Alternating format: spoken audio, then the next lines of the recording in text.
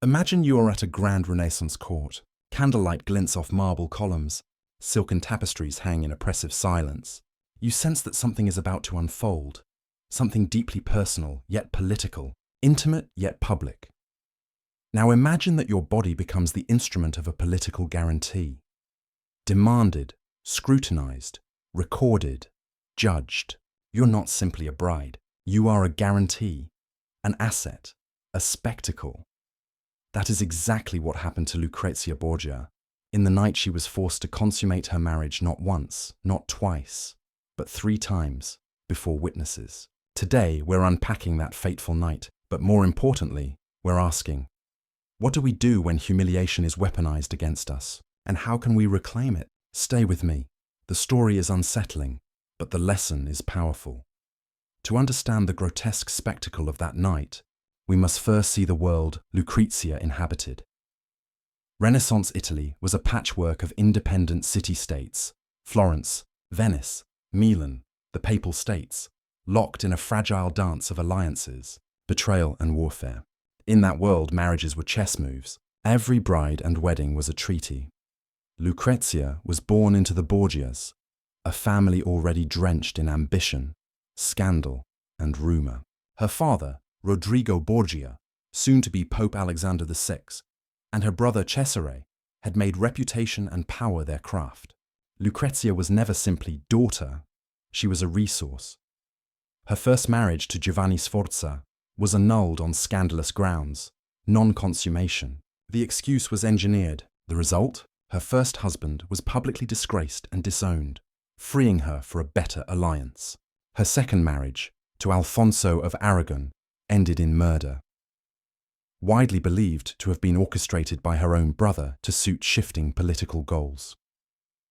By the time she marries Alfonso d'Este, she has already been through annulment, widowhood, and rumor. Her name is fragile. Her reputation is a battlefield. When the Este family demands that the consummation be publicly witnessed, they are not being perverse for the sake of spectacle. In their logic, they are demanding certainty. They want an unassailable proof that Lucrezia is fertile and her husband potent.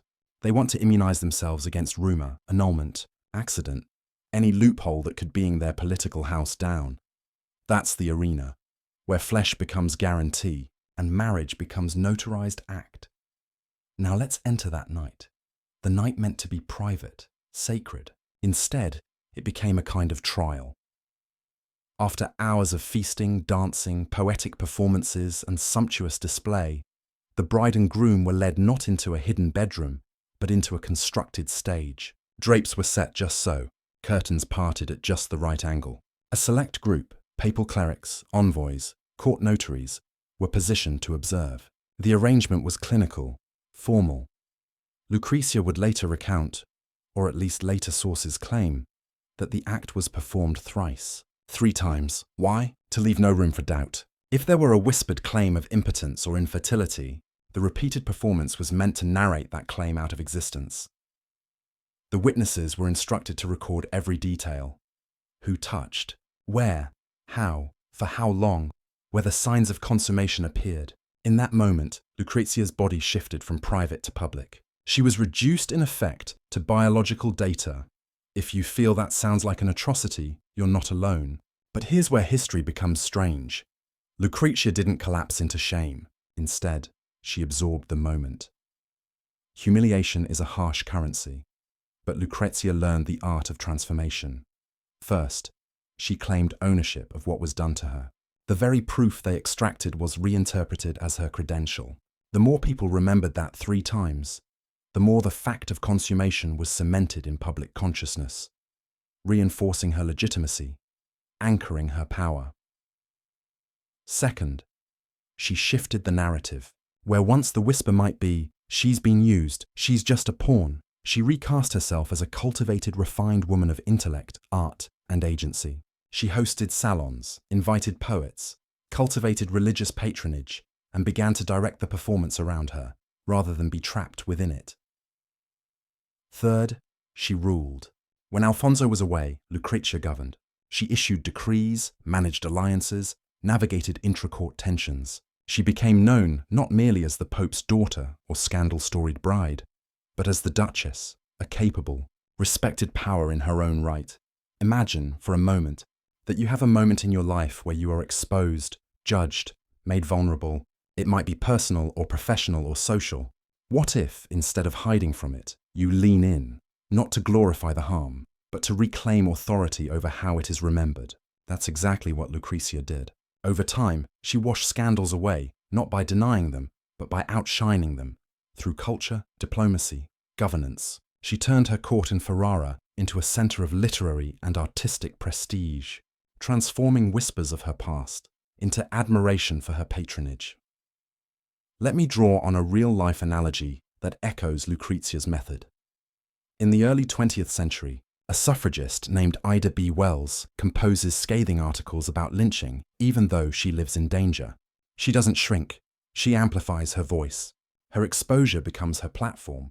Another example, in modern politics, whistleblowers sometimes leak their own stories under controlled narrative, so that public opinion frames them not as traitors, but as martyrs for truth.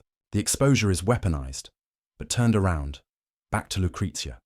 She had already been accused of complicity in plots and poisonings. Her name was dangerous, yet she didn't retreat. She orchestrated her presence. Her entry into Ferrara was theatrical.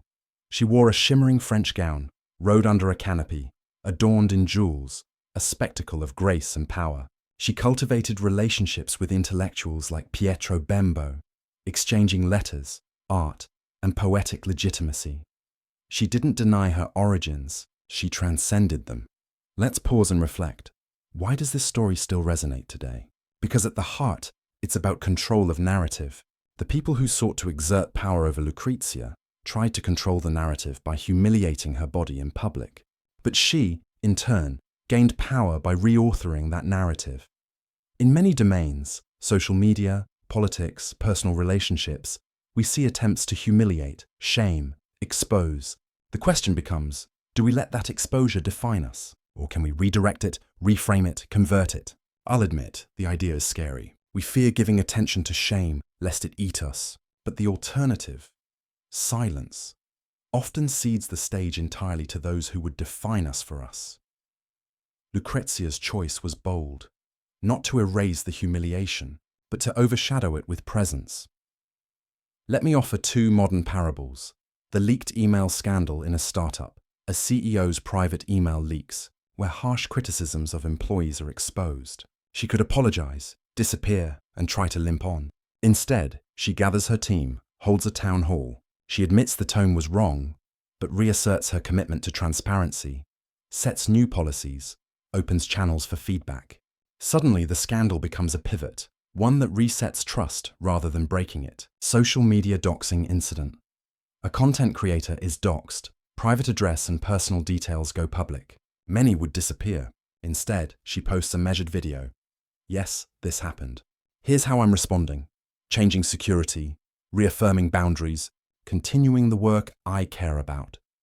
The boundary between victim and agent becomes thinner, and the narrative shifts.